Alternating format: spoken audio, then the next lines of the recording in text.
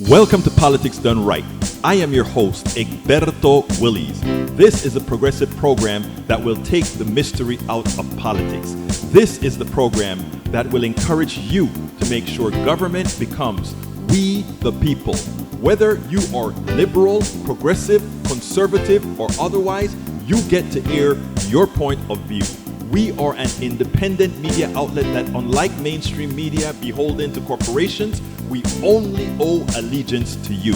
Remember, you can also send me a tweet at EGBERTOWILLIES. That is at Egberto Willies. Let us engage. It is Politics Done Right. Well, folks, welcome to one more edition of Politics Done Right. I'm Egberto Willies, your host. Thank you so kind for being a part of the show. We are going to have a great show for you today. My most sincere condolences to you, my dear brother AVQ. Oh, don't know if I can deal with politics today, listening from afar. I get it, brother. I get it. I'm sorry to hear about your cat. Michael says, having a rough day. Maddie, one of the cats I've been feeding for 2 years now, died today. Just fed him yesterday. He looked fine. Found him laying down in the same spot as yesterday. Just a few minutes ago, he was still warm. Don't know if I can deal with. Well, I hear you, man. Do what you got to do, brother. Do what you got to do. My most sincere condolences. But welcome anyway, my dear brother Radnin. Here, Patrick from Brooklyn, New York. Patrick is here from Houston, Texas. Lee the Bearcat is here from Austin, Texas. We have Paul Fleming here from Powder Springs, Georgia. And of course, we have Yvette Avery Herod from Atlanta, Georgia. We have in the house as well May Wood from Long Beach, California. Eric Hayes from Kingwood, Atascocita. And welcome aboard. I started this stuff a little late, but welcome aboard Brenda Goodspeed, I believe it is. Brenda Goodspeed on Substack. I don't see all the people on Substack, so forgive me. I only whatever scrolls down. We also have Melanie Keelan here from Barcelona, Spain. Welcome to Politics Done Right. Well, the stock market collapse continue. Lee Grant from Montgomery County just joined us in the chat as well. The stock market collapse continues. What I want to tell you guys is the following, right? I think this is the first time that I am living through a president, and I've been here since 1980. I don't think I've lived through a president that has, for no cause, just because he had a tendency to believe his naivete, to believe what he wants to believe, and to have people that are so scared to tell the big child that he's wrong and that he knows nothing to talk about or doesn't know what he's talking about. I don't know when I have ever seen such a president. It's not that I haven't known. And the other two presidents for which I was alive for a very short time, that is President Kennedy. I think Kennedy died when I was a year old or very young. But I read a lot about him. He never did the things that Donald Trump did. Following came Johnson. Johnson was actually a hero. He played dirty politics, but he uses dirty politics to get things like the Civil Rights Bill passed and all these other things, you know. Then after him came Richard Nixon. Richard Nixon, as bad as he was with Watergate, he never quite tanked the economy. Then came Ford after Watergate. After that came Carter, followed by Reagan, followed by Bush, followed by Clinton, followed by Obama. Then wait. After Clinton, Clinton, followed by Obama. Who followed Clinton? Am I losing my mind? Okay, but anyhow, here is the very, very Bush one. I'm sorry. Bush one followed Clinton. After Clinton came After Bush 1 came Obama. After Obama came the Orange Menace. I have never seen an economy destroyed by one person. That shows something, and I repeat this, and I think I need to repeat this over and over again. If one person can tank an economy, that should already tell us that our economy is really a fraud. I want you all to digest that. Donald Trump can just say something about the economy, tank it. He didn't drop any bombs. He didn't do anything physical to mess with employment or anything else. And with that, he tanks an economy. We should all be concerned about that. We should all be concerned about that. I have never seen what happened here? Guys, I may have lost all the messages. Dang it. Man, let's see if I can recover. I don't know if I can recover. I'll try to recover. Nope, I didn't recover the messages. Guys, let me see if I can get them from I'll look at them through my YouTube chat here. I got some of them here. All right, let me see. And then some of them, I guess I can get through the Facebook independent, not the combined that I have here. All right, here we go. I'm scrolling down. I saw something that I think Radin wanted me to read, and I wanted to get to it. Egberto, about Trump tanking the economy.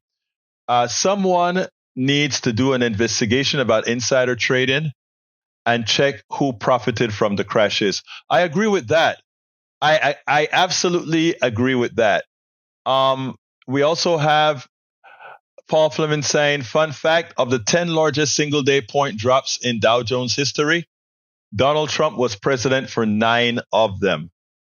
Doesn't surprise me at all, given who the guy is. Jay Ray, welcome aboard, my brother Ray. Thank you for being here. AVQ says, Egberto, check with Twitch rather than YouTube, 500 character limit instead of 200. That's great to know. Actually, we are putting them all together in this tool that I have. All right, let's see what else we got here. I am scrolling down to get more messages. All right, let me look at the Facebook messages to see what I've missed there. Okay. Egberto about Trump. All right, guys, start populating the messages again. I'm so sorry that I lost it.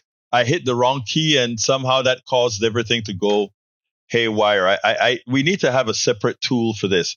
Anyhow, so we should be concerned about that. I'm going to talk about what these guys have done with the budget, but I want to start with something from Elon Musk. Elon Musk is around there talking about fraud. Elon Musk is around there talking about wasteful government and overspending and all that good stuff. I want you to look at what we give to Elon Musk. Elon Musk is the biggest welfare queen there is. Check this out. You know how DOGE is cutting and cutting and cutting. Want to cut all these employees, want to cut all these programs that actually do positive work, that actually save people's lives, that actually invest in feeding folks, etc. Oh, but that's not good enough for Elon Musk, etc. But you know what we find out? It's not like we didn't know it, but just seeing it in paper, it's a lot better, right? This guy is a welfare queen more so than any. Take a look at what he's actually suckering out of the government. And this is just the tip of the iceberg, because this doesn't cover all that he's getting. It doesn't cover the big check that one of the departments that they're shutting down is paying to the 4 Elon Musk musketeers, you know, the 19-year-old Doge guys that don't really know what they're doing, getting over $250,000 each. Think about that. Want you to check this out, and then we'll take it on the other side. Just this week, we have seen as Elon Musk is on his exit out of the federal government, he has secured billions of dollars in new contracts across the federal government. Conflict of interest? Yes, absolutely. It appears that he has recently secured contracts and promises for contracts at the Department of Defense. That was Democratic Representative Melanie Stansbury of New Mexico, who joined us on this program last night when we were reporting on Elon Musk's federal contracts and potential conflicts of interest that were issues in that hearing yesterday at the House Oversight Committee on Government Efficiency. Elon Musk's contracts have been reported by the New York Times, the Washington Post, the Daily Beast, and many others. In a letter to the Department of Defense, Congressman Stephen Lynch, a member of the committee, writes, quote, as of February 2025, Mr. Musk and his companies have received a combined total of at least $38 billion in contracts, loans, subsidies, and tax credits from the federal government and state governments. In fact, Mr. Musk's businesses have been more reliant on government funds than many of his competitors. Mr. Musk's businesses, which span various industries, including the transportation, health, telecommunications, and defense sectors, are also subject to the regulatory jurisdiction of numerous federal agencies, including the Department of Justice and the Department of Transportation, and several of his companies are presently under federal investigation for safety, labor, or other serious violations. Elon Musk's companies have been receiving defense contracts even before he joined the Trump administration. Congressman Lynch writes, quote, Mr. Musk's space exploration company, SpaceX, its affiliated satellite internet service Starlink, and Mr. Musk's car company, Tesla, have enjoyed $13.5 billion in federal benefits from the Department of Defense since 2003. This includes at least $9.5 billion in direct contract funds Mr. Musk's companies have received from the Department of Defense. So, yeah, that is the case. We have a person that is supposed to be guarding the doors, and he himself is taking a whole lot of your money that in the long run is going to be pocketed in his pockets and the pockets of all these other shareholders and executives receiving bonuses for his different ventures, paid for by you, the people, paid for by the government. These guys have the nerve to talk about those folks who really need income, because these private sector companies are underpaying them, while these private sector company rips off the public by taking our tax dollars and just taking it. It's a shame. And this is what we got to stop. Yes, that is what we have to stop. Yes, that is what we have to stop. Brother Rudden suggests that we play one of these things from Bernie, which, if it's Bernie, I was a supporter of Bernie 100%. Let's go ahead and play that. And let me put it in the center of the screen just to make sure that all the people on the cell phones can see it as well. So let's go ahead and do that. And let's go ahead and play that. You guys a question. He's asking me questions all night. I'm going to ask you a question. All right. Raise your hand if you think that the American healthcare system is working. Raise your hand if you think the American healthcare system is not working. All right, let me rephrase the question. Raise your hand if you think the American healthcare system is working well. Anders, how many people are raising their hands? None.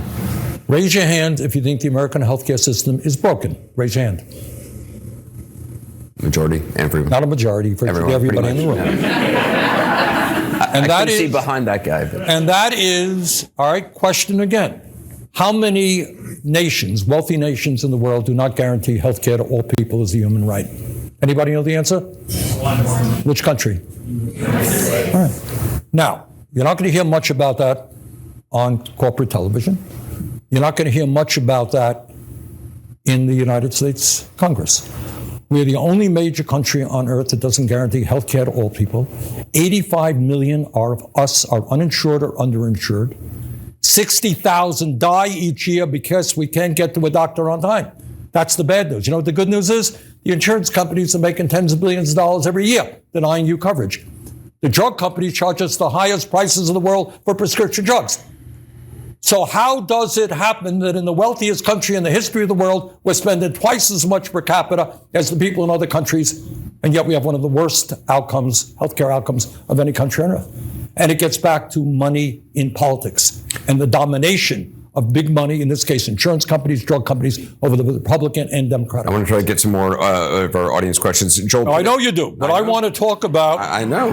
No, I want to, sometimes these issues about healthcare, about income and wealth inequality are not talked about in the corporate media, and it's time that we did talk about them. That's why the question a moment ago, why are people losing faith in the American system? We don't talk about it on CNN. We don't talk about it in Congress. It's because they understand that a handful of billionaires exert enormous influence, and that has got to change. So when I'm running around the country with Alexandria and other people, what we are trying to do is demand that working class people begin to stand up and fight for their rights. There is no reason we should be the only major country not to have health care, not to have paid family and medical leave, et cetera, et cetera. Why we have the highest rate of childhood poverty, almost any major country. 22% of our seniors living on $15,000 a year. Anybody here think that makes sense? No. All right, it doesn't. But you got to get CNN to talk about these issues. You got to get your members of Congress to talk about these issues. Wow, I love the way he calls out mainstream media in their face on TV. Of course, he may have a problem getting invited to another town hall again, but at least he got the message out. And by us putting this on air and putting it elsewhere, this will be all over the place. I mean, that is great. That is wonderful, the way Bernie Sanders did it. Now, we need to give this stuff here some coverage because, again, it is so true. All right, let's see. Lawrence Sims says, yep, taking money and in a position to hinder his competition and department checking on him. Exactly right. Let's see. Paul Fleming also say his shoes come from Vietnam, his hats from China, but Trump's orders come from Moscow. That's very true. Very true. Michael also says, people like Eric think ratings are more important than records of speaking factually. I want all of us to listen to each other and speak civilly. But when you have somebody, when we are talking about people's health, people's lives, people's well-being, people's dying because of a corporate sector, an economic system that causes it, and you have somebody like Eric brings up something like, oh, what are the ratings? That tells you there's a problem in the mind. Why should we give that energy? If Eric says something that is civil and worth discussing, discuss it. Otherwise, people disregard the asinine nature of certain statements because it does nothing for society. It does nothing to get our country moving forward. I have made a commitment to speak to everybody, left, right, middle, and otherwise. But I've also made a commitment, and along with many of your assistants, to simply disregard idiocy, simply disregard hate, and simply disregard evil. Don't let that come into play. And what comes out of the mouths of a couple of our MAGA folks who are our friends, we want them here, is utter either stupidity or evil, one or the other. All right, Ray Brackens, how you doing, my dear brother? Talk to me. Oh, I didn't want to stop you if you was making a point. Oh, no, I got through. Am I behind? I got through. Okay. All right. So, yeah, brother, I always enjoy hearing Brother Bernie Sanders, speak truth to power, and that means power in the people. He's never wavered. He's never waffled. Now, funny thing about Bernie Sanders, as much as he calls himself an independent, he is really the truest Democrat, in the form of our values and our platform. He's the only one that actually lives and governs by the Democratic platform. But the corporate Democrats are always like the Chuck Schumers and everything, like, oh, well, maybe we shouldn't, with his glasses by his nose, and people are tired of that, and it makes me wonder in this two-party system, somebody like a Fetterman who slid through as a Democrat makes me wonder if we're going to have to, do him like we did Sinema and put an independent in Michigan because, he's not Democratic enough to be trusted as a vote. The answer is yes.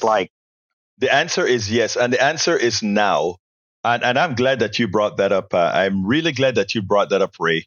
I'm going to take some of Glenn's wording, right? But I am not with Glenn 100%. Glenn Ryan from the morning show that we do, because I don't think Glenn has a winning strategy. But I think what you just said is the winning strategy. Right now, we ought to be coming up with the progressive folks that we're going to run in the primaries. Right. So we're going to run. We need to run. I don't know if Fetterman is up or not. I don't quite remember if it's 6th year or not. I don't think he's up yet.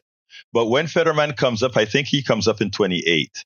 When Fetterman comes, am I right? I think I'm right. But when Fetterman comes up, he should be primaried.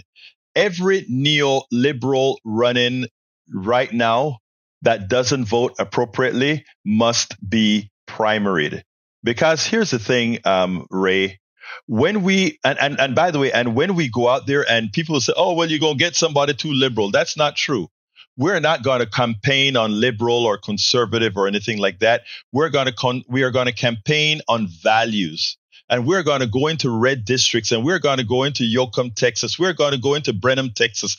We're going to go into Slavonia, Texas. We're going to go into all these places that Democrats usually fear. And we're going to go in there and say, you see that hospital that was closed by your guy. You see the length of time that you have to drive to the Social Security office that was voted for by your guy.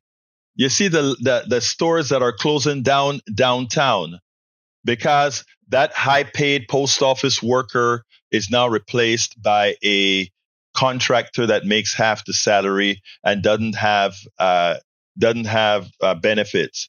That was caused by your congressperson. Give me a chance to support you. It's not going to work with 100% of them, but it's going to work with enough of them. That's what I'm talking about. Do the work to earn the vote of the people. Go ahead, Ray. Yeah, and I mean that's only right. We have to challenge the status quo in some of it, especially like here in Texas. I mean, you want to ask anybody, ask Lauren Ashley Simmons. She challenged Sean Theory and won, and the district was behind her. She won probably by one of the largest margins, I think, about as large as Sheila Jackson Lee in her district, with the popularity. So, she knows that she has the vote and the confidence of the people. And the thing about it, like I say, down here in Texas, it's a little weird because sometimes people won't vote for a candidate because they are a Democrat. And it's like, right. You have to it's like the Democratic brand in Texas is toxic. Right. And if you're not a true progressive, you're not going to gravitate to that side. But, But you know what? Who was popular in Texas? Guess who was popular in Texas? Bernie. Yeah. Bernie was popular in Texas. So the thing about it is, that's true. That's why I said, Ray, when we start doing the campaign, we need to go ahead and start telling people specifically what we're going to do for them, because we can also tell them specifically how their party has failed them. We can show them how specifically their party has enriched the billionaires right here in Houston, Texas, in Dallas, Texas, in Austin, Texas, in El Paso, Texas. Those billionaires got their monies. They didn't. And by that time, we will be able to tell that story. And what I'm saying is we need to have people prepared and ready to serve. And by the way, Ray, maybe you should consider it as well. We have to find people ready to serve. And that is how we're going to do it. It's what I try to explain to Glenn again is, and when we had coffee, is that what we need to do is start preparing the people that are going to come and take these positions. And these people need to go into MAGA areas and without fear. Yeah, you're going to get ice cream thrown at you or whatever. Yeah, whatever. And then you take it and you sit down and say, may I have a conversation with you? That's what it's going to take. Yeah. Go ahead, Ray. Yeah, and that's the thing. See, but you have conversations with people as a progressive, but you challenge them. See, yes. you don't pander and cater like the Bill Maher's or the Governor Gavin Newsom. Shame on him. He's been pandering to MAGA through his podcasting efforts. And all these neoliberal, let's just say, white guys, because that's what they are, and they're old white guys.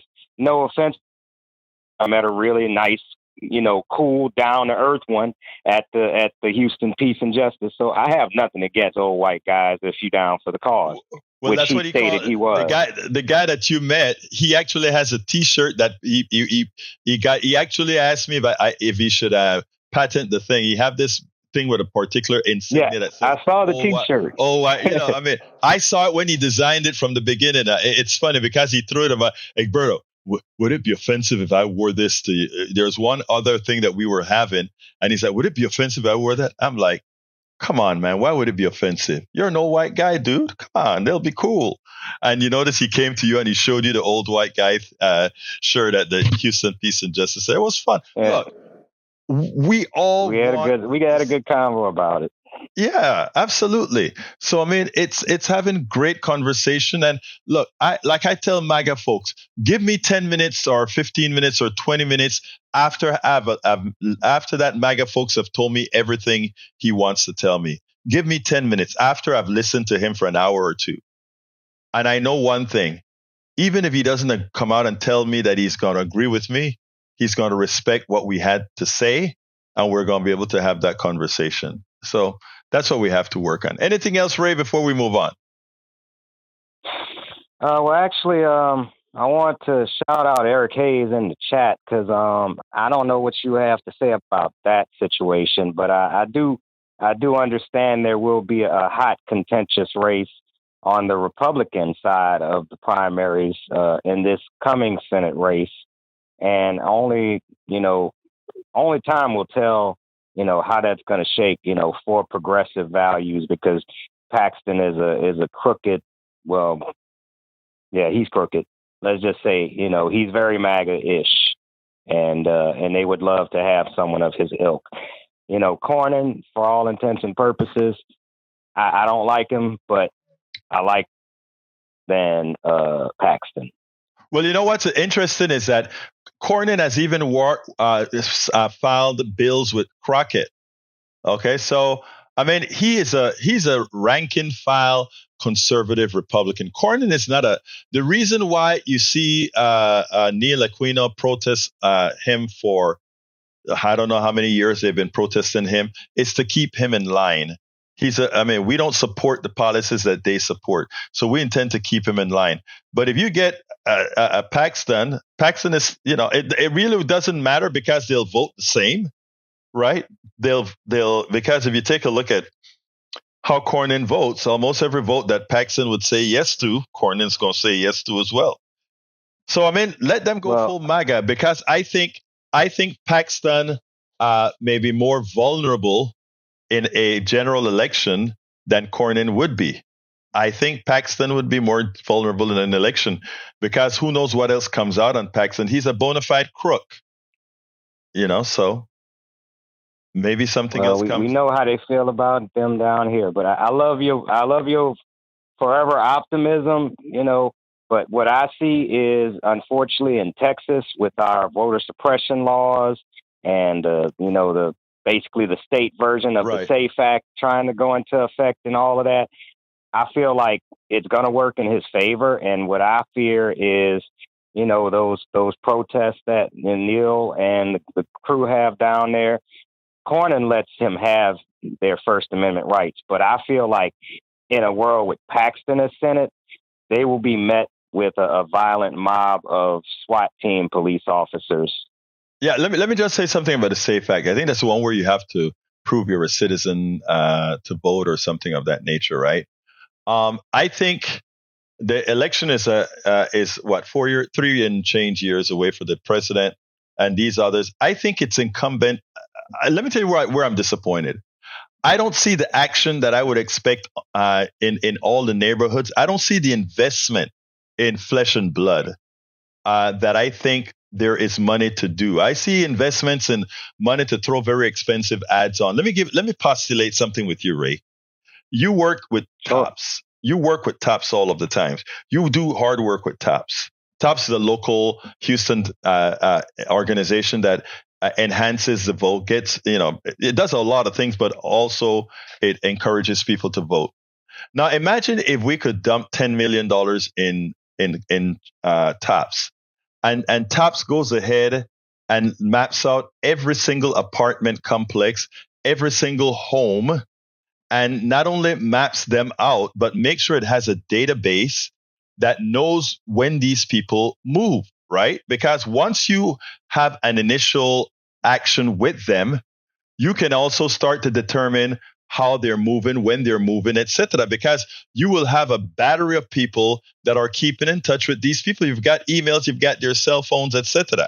So you can have people working 24/7 to keep these people activated.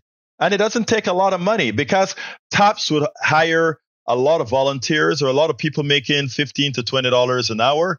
They can staff 100 people in Houston. That's their sole purpose every day, to track where the rank and file voting Texans are and making sure that they have all the things that they need to vote. But we don't think like that because we are not looking for vote maximization at all. We're looking for just corporatization of whatever it is that we're doing. And that's what I'm saying. You've worked top. You know that can be done. Ray. Yeah, thank you. And, if I could speak on behalf of TOP for just a second, we do our best to try to reach the community and bring, education to the community. We're not a resource-based organization. Neither should we be.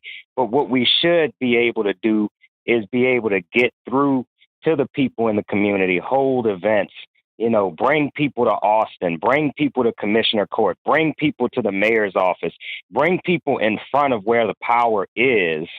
That way they know. And as a matter of fact, I'm going to use this as a moment because you gave it to me. On 4/14, there's going to be a digital public speaking opportunity at Commissioner's Court about some money that's coming to the CDBGR for the county. So if you are interested in the county giving that money the way they have been doing it, and that's usually equitably, you would want to, reach out to the Commissioner's Court. I don't have all the details right now. Maybe I could throw a link in the chat, but it's a short notice, so definitely try to get in on that. And hey, if anybody asks, maybe you could say Ray sent you, but I don't know if it's going to mean anything. But thank you very much. It will mean Ray. something for Commissioner's Court. Look, thank you for giving us that information. I appreciate that. Thank you, Ray. Got another video that I have for folks to listen to. We'll talk later, Ray. Let me go ahead and get that. Okay, check this out, guys, and then we'll take it on the other side.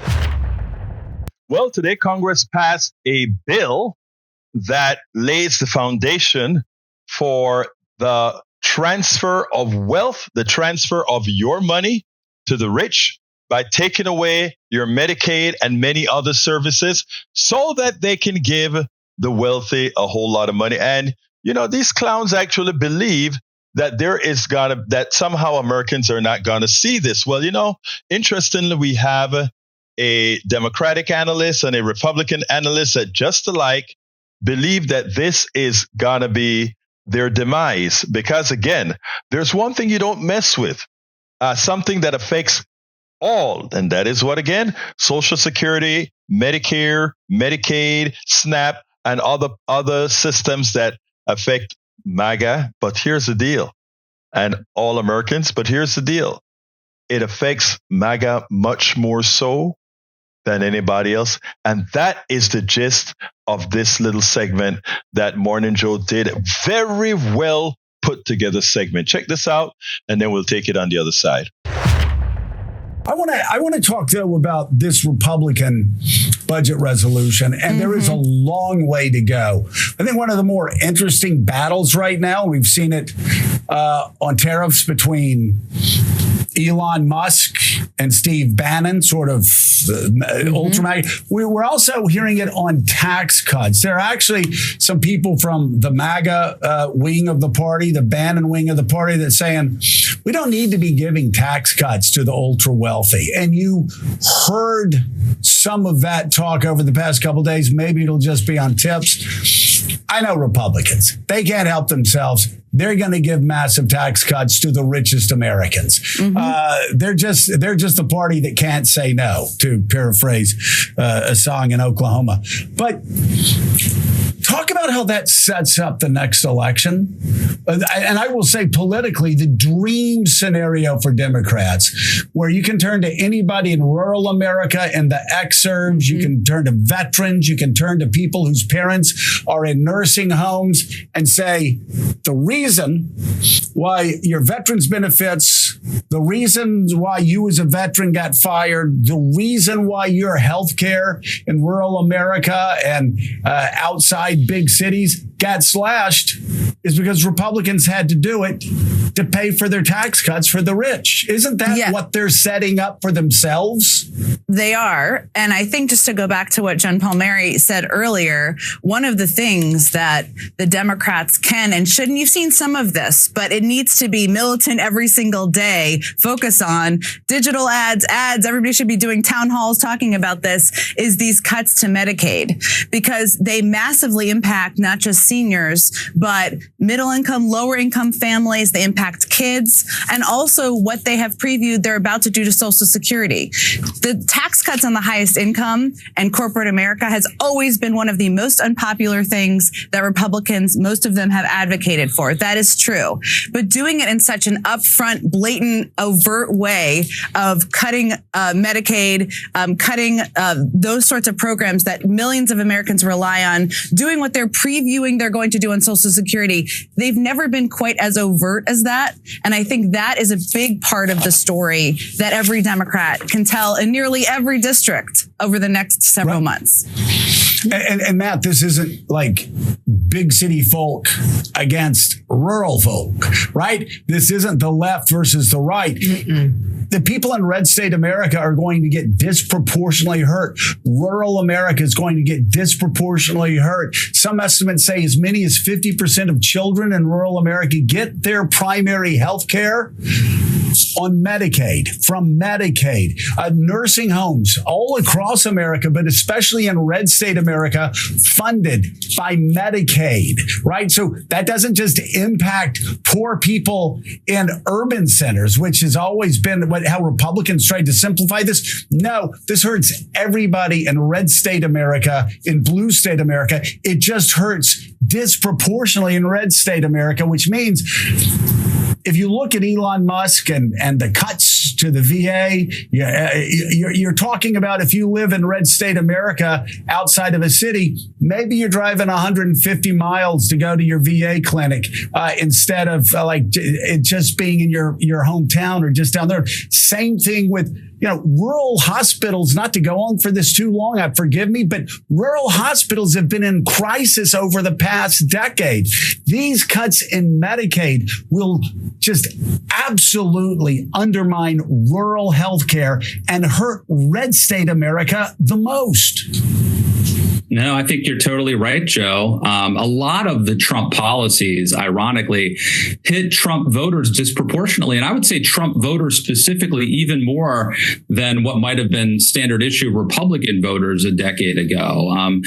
Donald Trump wanted to remake the Republican Party to be a working class party, but some of the policies haven't kept pace. And I would say, Joe, not to dwell on tariffs specifically, but even the most recent issue of tariffs, disproportionately hit poor people because they're essentially a regressive sales tax. And a lot of those folks are now Trump voters. And then the tariffs also are going to hit farms and farming, partly because of retaliation against our farmers and partly because farmers need to buy things like tractors and steel.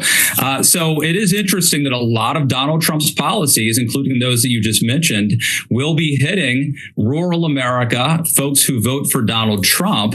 And you have to wonder at some point if they notice, if they care, and if there's a backlash. Yeah. Mika, we talked about Landman last hour, which follows what mainly working class people do in oil and gas industry. There's a reason why Ted Cruz has come out so strongly warning about the impact of the tariffs. Those jobs are going to be disproportionately impacted. Farmers going to be disproportionately impacted. Main Street, USA, going to be disproportionately impacted on a lot of the tariffs and also on these cuts. It's really something the Republicans need to be thinking about as they move forward in this process, because it's red state America. It's these new voters they brought on board, Donald Trump's brought on board, that may be hurt the most. Right. So yes, FAFO. Think about it. These people thought they were voting for something that they weren't voting for. Notice what they're asking. Donald Trump is slowly saying, oh, well, you're going to have to take a little bit of pain for the future. And a lot of his sycophants are saying, yeah, we can take a little bit of pain for the future. Of course, they weren't ready to take any pain from Biden, right? It didn't matter that Biden brought a whole lot of infrastructure bills and all these other things that were taking some time to actually get effected. Oh, that, it just was terrible and price is high, all this kind of stuff. But now it's fewer Trump, and they're willing to give him a chance. But it's amazing. While they weren't willing to give Biden a chance for something that he did that would make their lives better, they're willing to give Donald Trump a chance to complete a bill that's going to rip them off and leave them poorer. The taxes that they're cutting for the wealthy people, that's going to cost you money, and specifically MAGA. And the tariffs that they're going to charge going to cost you a hell of a lot of money. Think about anything coming from China with a 145% tariff. That means a product that you buy from China, the raw product itself, not the retail price, but the raw price is going to cost almost 1.5 times what it costs more now. So if Walmart paid $10 for the product, it's going to now cost $25. Think about that. That is what you voted for, and that is what's coming to get you. That is what you voted for, and that is what's coming to get you. It behooves me that I saw the press conference today at the president's cabinet meeting. Actually, it's not a cabinet meeting. It's a meeting where everybody tells Trump how great he is. But what irks me is when Donald Trump says, yeah, these companies that, he's increased tariff. And he's like, we're making $2 billion a day. These foreign companies are paying us $2 billion a day.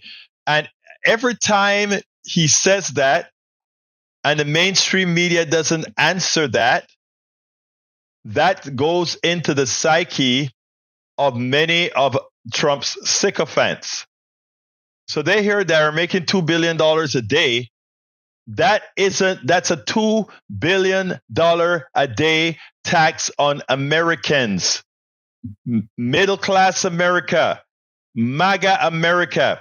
That's an extra $2 billion you are giving to Trump. So the National Treasury, the U.S. Treasury, so that they can then give that money to wealthy people. I mean, this is not rocket science, but he keeps telling everybody that, hey, look, China is paying $2 billion, or the foreign company, we're collecting $2 billion from the foreign governments in tariffs every day. You're collecting $2 billion from your own citizens, Americans.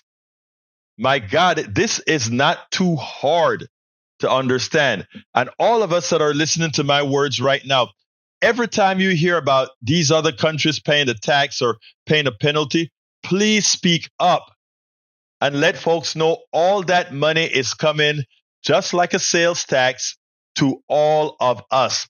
China doesn't pay the tax. We do. Vietnam doesn't pay the tax.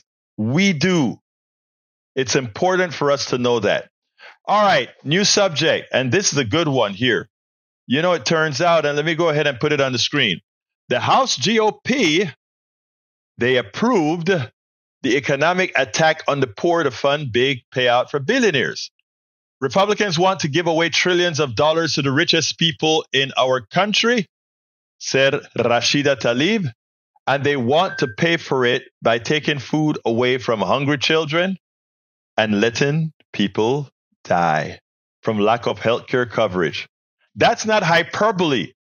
If you take out $880 billion out of a healthcare system, that's a big chunk. And to recover that, that means less services. Less services means death to many. Please, folks, we got to wake up and see all of this. All right. In a party line vote, House Republicans on Thursday, Representative Thomas Massie of Kentucky and Victoria Sparks of Indiana, and every Democrat opposing the measure, which now must be converted into legislation. The budget reconciliation process that Republicans are using for their sweeping bill means it can pass with a simple majority. That's a shame, but that's how it can pass. Republicans are ramming through budget that includes $880 billion in cuts to Medicaid and at least $230 billion in cuts to food assistance to pay for tax breaks for billionaires. Rashida Tlaib said in a statement Thursday, these are the largest Medicaid and food assistance cuts in American history.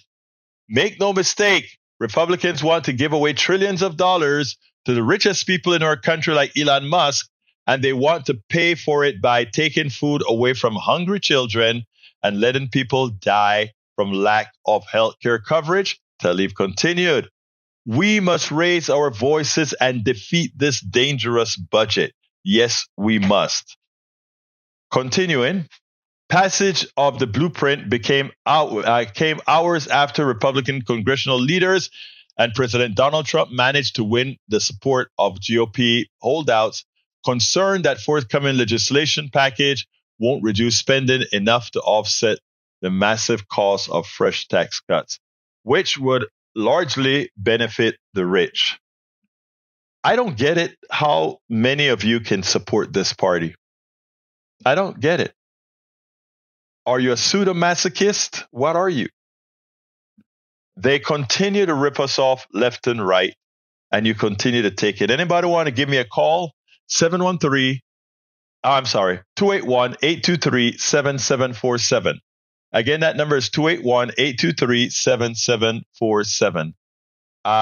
You can give me a call between now and 2 minutes still. I will be taking calls because we're done with our videos. If we don't get a call within the next 2 minutes, we will usher the show into closure a bit early, probably a couple, 2 or 3 minutes early. So, folks, the telephone number 281-823-7747, and give us a call. Let us know what you think about the program, what we learned today, etc. Now, speaking about what we learned today, let me tell you what I want and hope that we learn today: that we can still engage, that we have the power to engage, that we can actually make a difference. We made a difference in Wisconsin, and we can make a difference everywhere in this country. Let's make that known. We can make a difference every day in this country if we simply play our cards as we should. All right, folks. Let's see. It's inexcusable to support 47, the felon, in any way. I agree. Let's see what else have we got here. Paul Fleming says it's time for another. Good afternoon, Joe from California. How are you doing? Hello, I'm okay. It's sunny and beautiful here. Great. And I'm glad to hear. I just, how are you? How is everybody? But anyway, I just was looking at the chat and I get so frustrated and don't understand. Regarding the election, how people don't read the data of things, like regarding Greg Pallet. Just read the data, don't read the commentary about data. Right. Why don't people do that? Well, I mean, let me tell you, some people... I studied philosophy and I read Descartes. It's not that hard. I just read Descartes. I didn't read the commentary about Descartes. It's easy to understand. Well, Okay, a lot of people do that because they know if they follow the data, it's going to completely discount their intrinsic beliefs. And that people fear more than a bullet. I mean, if you take a look, let's use an example in our chat. Eric Hayes puts out so much gibberish, it's amazing. Do you think he's not a smart person? Eric Hayes is very smart. I know him personally. Well, I think he's in bad faith. I don't think he believes the things he says.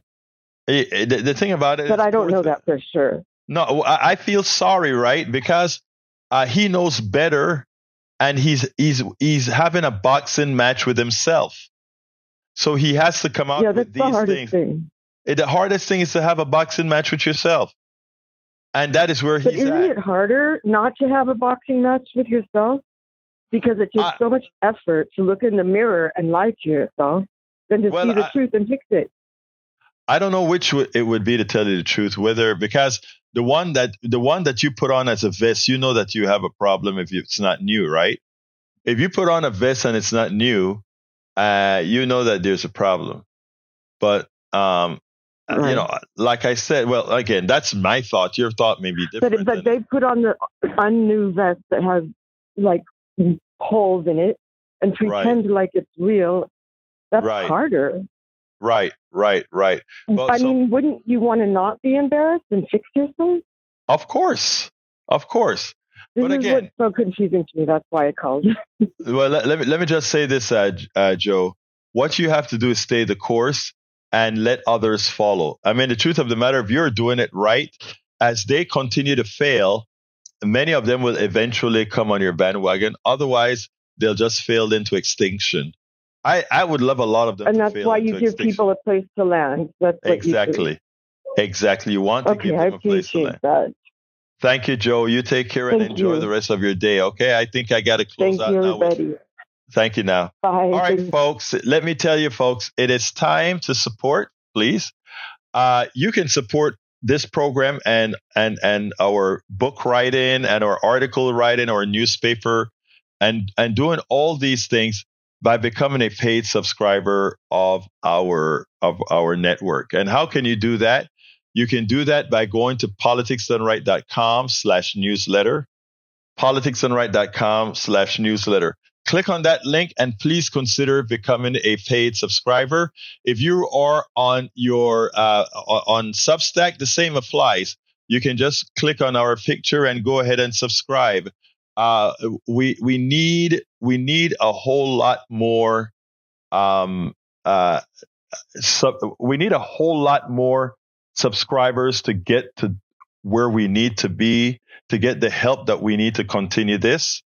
Let me just tell you, and all of you who know me personally know that this is burning the candles from 4 sides, right? But it is work that has to get done. So what I ask those of you who have the wherewithal to do so, to please consider becoming paid subscribers. Paid subscribers get a lot of benefits from being able to access all 5 of my current books and all subsequent books that I write. They get to do a whole lot. You get our sanitized versions of our KPFT and Politics Done Right shows that we clean up, frame it, and put it into a particular vlog site here. So there's a lot that you get from becoming a paid subscriber. So please consider doing that now. Go to politicsdoneright.com/newsletter, politicsdoneright.com/newsletter. I just put it in the chat again. And those of you that are on Substack, you can figure out whatever way you want to become a paid subscriber. It will help get the job done. Anyway, I got to get out of here. My name is Egberto Willies. Love you all. My name is Egberto Willies. This is Politics Done Right. And you guys know how I end this baby. I am what? Out.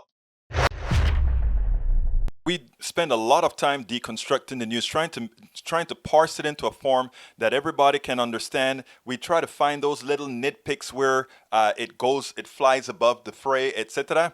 If you really like these videos that we do, I want to ask a big favor. Please go ahead, number 1, subscribe to our channel, and number 2, please join if you can. Thank you so kindly for watching. Keep watching. Please remember to share. We must populate the entire internet with our progressive message, a message that we know is what most Americans say that they want. So help us, please join.